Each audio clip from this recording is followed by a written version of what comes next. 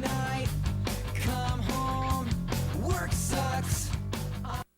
Yes. Nothing small about the show today. No, It's all good. That's a good intro right there. And it is definitely new and It is different, different. but we're not It going to is have you do new. that whole different thing. All right. Let me tell you about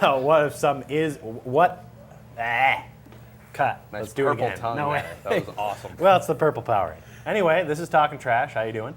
We got a new host in here today. This is Josh Goyette, brother of Kyle. New guy. They look a little alike, and we've already razzed Don't him a get us little bit confused. in the sound checks before the show, so he's familiar with he's been on the show once before. Do you so. think we're twins? Just to get this out of the way, clear it right now, because Well, we're you gonna guys get a lot look of- similar. You think We we, do are? look You look kinda similar. similar. They're definitely know. brothers. Look at the camera. Look into the camera 3 over here. Yeah.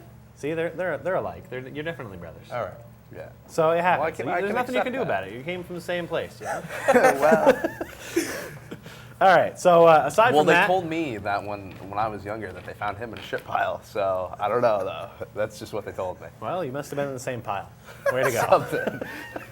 So anyway, aside from that, you saw the new intro at the beginning of the show. Very exciting stuff. Matt has been helping us out with a lot of graphical things. We put in some time on that, and also we've been putting in a lot of time about the commercial for the Talking Trash, which you're going to start to see. We're going to show it to you later here on the show, but we've been working on it for quite a while, and it's going to play here on the VCAM A lot channel of for man now. hours went into A making that. lot of man hours, and it's going to play here on the VCAM network. Hopefully, other shows on the channel will start to do that, and you'll see something on other than the schedule running all the time. You'll see our commercial. So you might get sick of seeing that commercial, but I've heard it's pretty funny. It's pretty comical. I don't know. We make fun of you a lot, so Yeah, that's kind of whatever. I can't wait to see it. I'm okay with getting made fun of. And then after Josh shows up for a while, then we'll do a commercial and we'll make fun of him. yeah, it'll be fun. It'll be a good time. So that's that. So before we get to commercial, we got that out of the way, and we'll thank Blink 182 properly later for their use of the musical goodness. And I want to talk about this right up front because I think we're all involved with it, being UVM employees to some degree. The UVM arena has gotten a lot of chatter. A couple articles in the Burlington Free Press. There was one on Sunday with a lot of different things, a lot of different quotes and such. And this is obviously something that they want to push towards getting done in the near future. And most people are like, well, how long is it going to take? Is it going to take 5 years? Is it going to take 10 years? Well, it depends on how much money they can get. But it's pretty clear how badly this thing is needed. I didn't know some of these stats until looking at this, that even the size of our rec area, which is a pain in the butt to clean because it seems big, is really half the size of most other colleges that have less people. So really we're behind in that regard too. So it's not just about an arena, it's about the athletic facility as a whole, which as I can attest to, painting it every day to try to make it look good. It's pretty old and dated in a lot of areas, and it really does need a sprucing up in a lot of things. Yeah, And the idea for the spot having the new arena for Combine both, I think, would work pretty well. yeah. Any thoughts on this?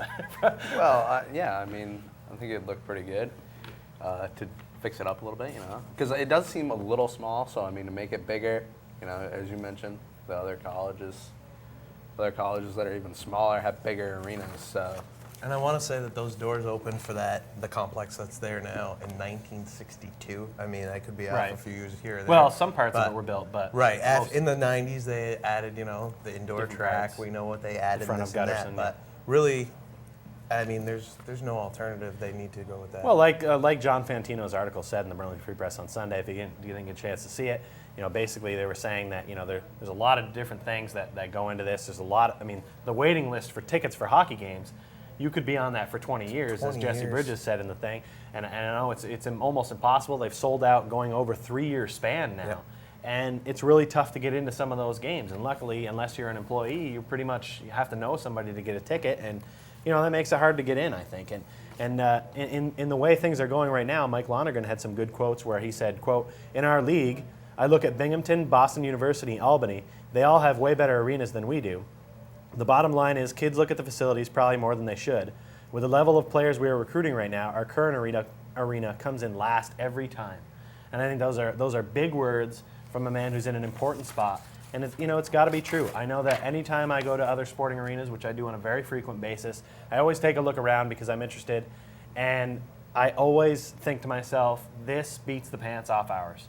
And like Chris Holmes said at the beginning of the article, when he looked and he saw the bleachers that were tracked on both sides in the gym, he thought, this looks like my high school gym. Yep.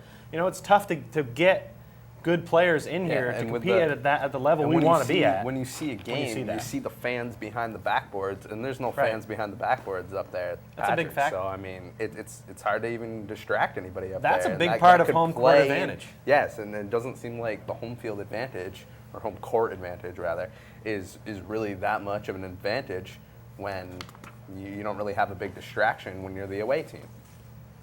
Well, obviously, I think the case is out there. But doesn't that make us better that we still play very well at home and do well?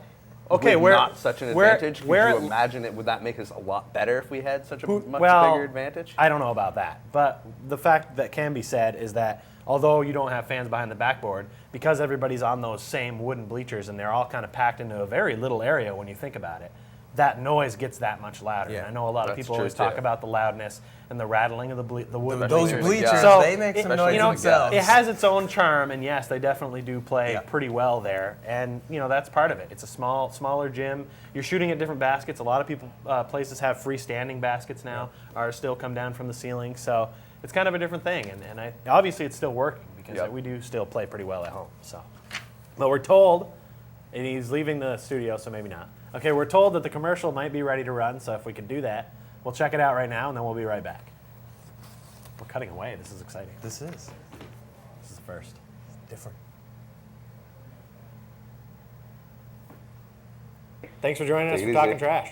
Caller, you're on Talking Trash, perhaps? Nice. All right, we got trash to talk. Caller, you're on Talking Trash. Now here's how it works for everybody who doesn't know. Hey, Mr. Piche, I just want to say you're the smartest man in sports television. The guy's a legend. Knowledge, the guy's a legend. Experience, The guy's a legend. I'm immediately thinking that the guy on the right knows nothing. Guy in the red shirt, you know it. What Believe do it. I know? But what division? I don't really know what's going on there. Yeah, I don't know.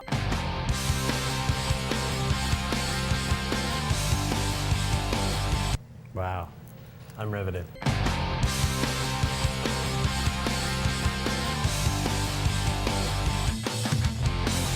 Anyway, we're done. So thanks for coming.